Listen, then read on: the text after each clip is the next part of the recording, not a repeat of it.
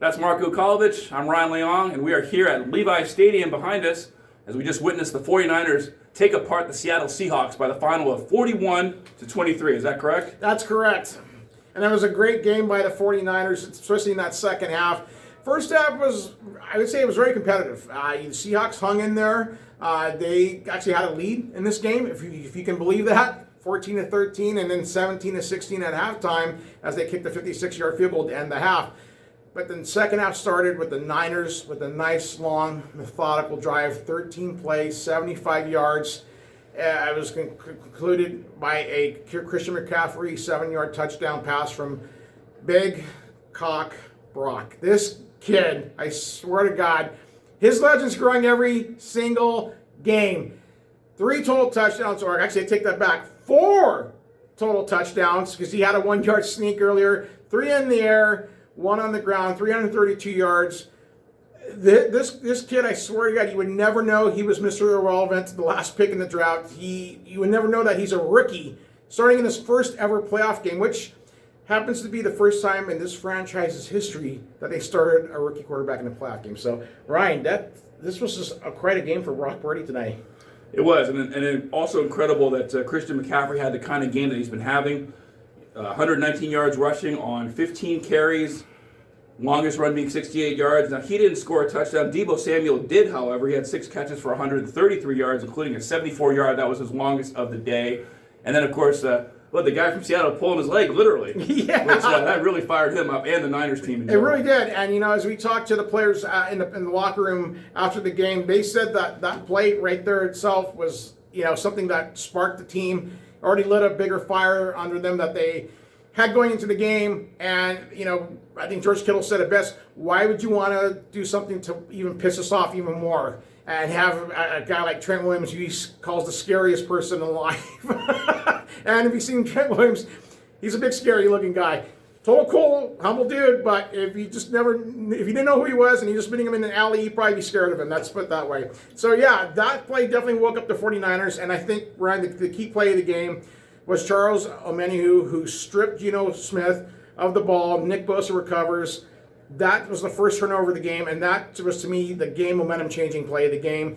Niners take that turnover. They go down the field and score in 5 plays, pretty much putting the game out of reach, 31-17 at that point. And the Niners' defense is what, again, has hallmarked this team, and they proved it in the second half. Right, because if the Seahawks had been able to kick the field goal, it would have been 23-20 at that point, correct? Right, that's Instead, correct. It turns out to be 30-17, right? 31-17 because they threw the 2-point conversion to Seattle. Nice little out route that he comes out with an incredible catch to make it 31-17, and that pretty much blew the wind out of the sails of the Seattle Seahawks tonight. Pete Carroll just, he did his best. Geno Smith did his best, but it just wasn't enough. The Niners defense, along with this offense scoring as many points as they have over the last few weeks, they're an unstoppable force, and they're firing at all the right cylinders at the right time, because this is when you want to be playing your best footballs in the playoffs on an 11-game winning streak. Can you believe that? I know, right? It's hard to believe it. And you watch the reaction of Brock Purdy after he threw the touchdown.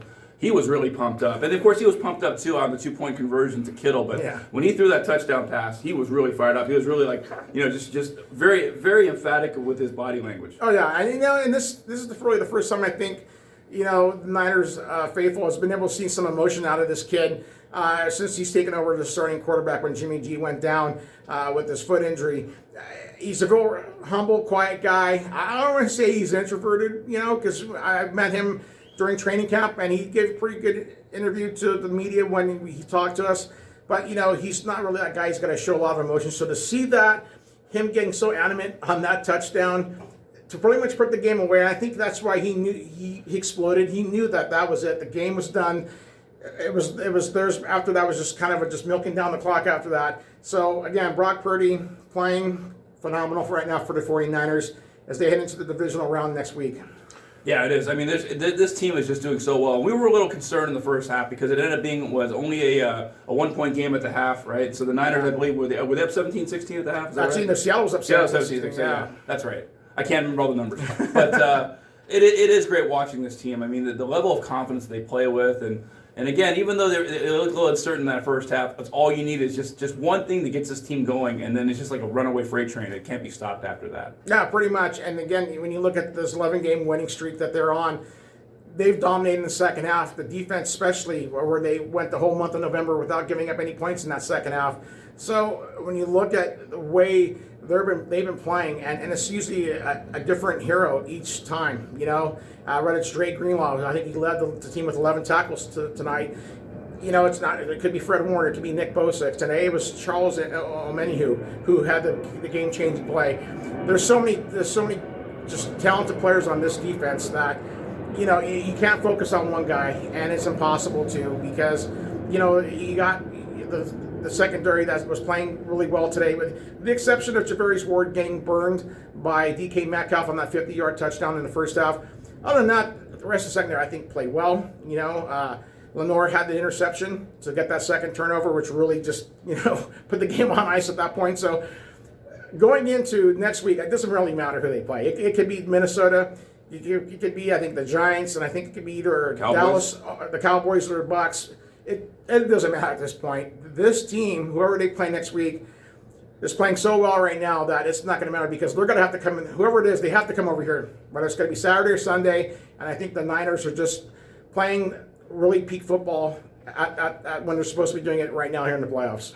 No, I couldn't agree more. I think it's just going to be fun for Marko and me to get another chance to be here at Levi Stadium for another game after being here for the number of games in the regular season. We had a chance to go check out the Niners Museum, and of course we encourage you to go check out the Niners Museum if you get a chance. If you can't make it here for a playoff game, because of course tickets are going to be tough to come by, but there's a lot of great history in the Niners Museum. They even have a social justice exhibit, which I know Lowell Tuckerman should be here because he would really enjoy that. He really would. Yeah. So if you get a chance, hopefully we'll see you out here next week at Levi Stadium. If not, again, as I mentioned, come and check out the Niners Museum, and I think you'll be impressed by all the exhibits they have there. They have some interactive exhibits and some really cool old memorabilia and game-used items from the Niners past. Yeah, definitely. So it's a really fun experience. If you can check it out even during the week and not have to worry about coming to the game, if you want to just be here to enjoy the game like a lot of fans did. They braved the weather. It was raining, except for when the game started and until the game ended. We had actually sunny skies for a little bit, and the rain just started to come back right after the game. Kind of weird how that happened. Maybe the football gods were with the 49ers today.